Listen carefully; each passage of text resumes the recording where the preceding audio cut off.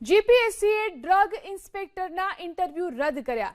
ખુદ જીપીએસસીના અધ્યક્ષ હસમુખ પટેલે આ જાહેરાત કરી. કારણ હતું ઇન્ટરવ્યુ લેનાર એક તજજ્ઞે સરદારધામમાં લીધા હતા મોક ઇન્ટરવ્યુ, જેને લઈ 16મી મેથી શરૂ થયેલા ડ્રગ ઇન્સ્પેક્ટરના ઇન્ટરવ્યુ રદ કરાયા છે.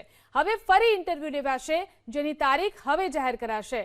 ભવિષ્યમાં આવું ન બને તે માટે ઇન્ટરવ્યુ લેનાર પેનલ મેમ્બરનું અગાઉથી લેખિતમાં ફોર્મ ભરવામાં આવશે.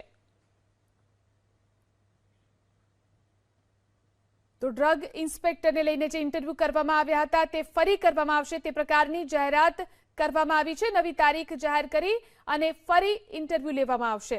જીપીએસસીના ચેરમેન હસમુખ પટેલે આ જાહેરાત કરી છે. સોશિયલ મીડિયા પર પોસ્ટ કરીને તેમણે આ જાહેરાત કરી.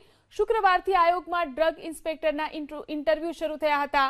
શનિવારની સાંજે આયોગના ધ્યાનમાં આવ્યું હતું કે ડ્રગ ઇન્સ્પેક્ટરના જે ઇન્ટરવ્યુ કરવામાં આવ્યા, તજજ્ઞે સરદારધામમાં મોક ઇન્ટરવ્યુ કર્યા હતા, જેના ઇન્ટરવ્યુ રદ કરવામાં આવ્યા છે.